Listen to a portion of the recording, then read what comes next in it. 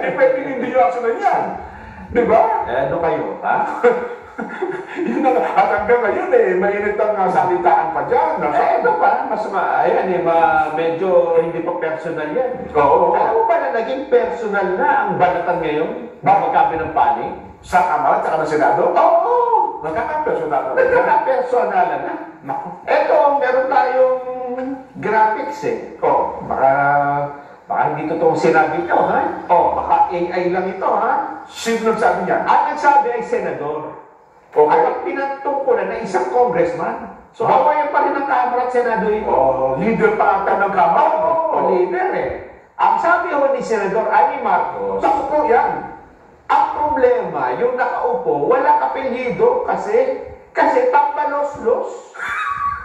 Romanes po yun at Araneta, sila yung lolo at lalay. Naku po, ang totoo, sayang ang pinaggastusan ng ating bansa. Inumos. Bilyon-bilyon ayuda sa pamimili ng boto. Sabihin na natin ang totoo. Masakit pang salita ito si Insan, ha? Naka pinatutunggalan niya, Insan, ha? Huwag natin kalimutan ang middle name po ni Amy, Ayer Mualdez. Nabanggit niya yan doon sa Independence Day event sa Malaysia. Kasama niya si Vice President Sara Duterte. Okay. Kasi pinipilit na siyang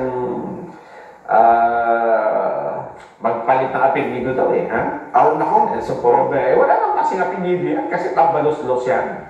Yun ang kanyang tugon. Ganun. May sagot naman ang kampo ni Speaker. Nag-retaliate ang kabila. Yan ang sinasabi ko, Gerang, ha? Nagpakawala rin ng missile. Sa pamamagitan ng missile launcher na si Princess Abante. Missile launcher. Sa Abante, prinsipe, di ba? Princess Abante, Walang prinsesa. Ibungadaan na yun. Ibungadaan na yun.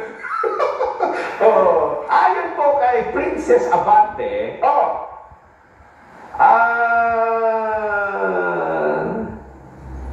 ano ba sabi niya? Sabi niya, di ba niya yung tapaluslos? Huwag lang anya pangtangan na kawatan.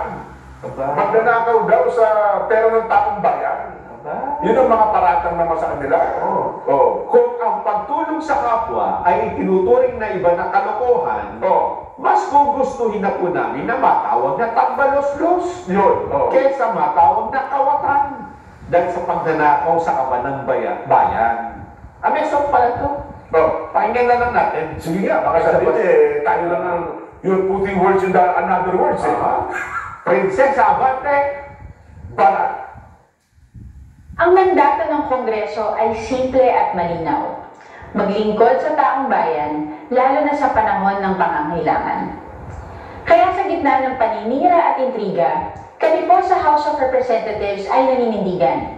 Ang pagtulong sa mahihirap ay hindi kailanman dapat ikahiya. Tinawag si Speaker Ferdinand Martin Romualdez na tambalos-los dahil sa kanyang pagtulong sa mga nagugutom, may sakit, at nawalan ng hanap buhay.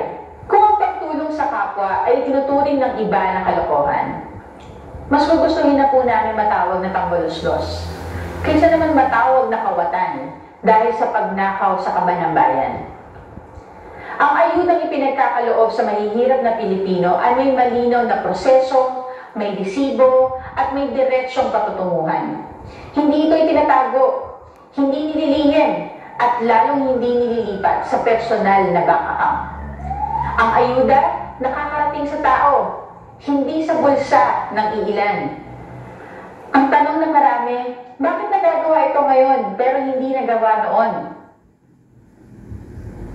Ayun. Pero ang tinira ni Abante, hindi si Anya.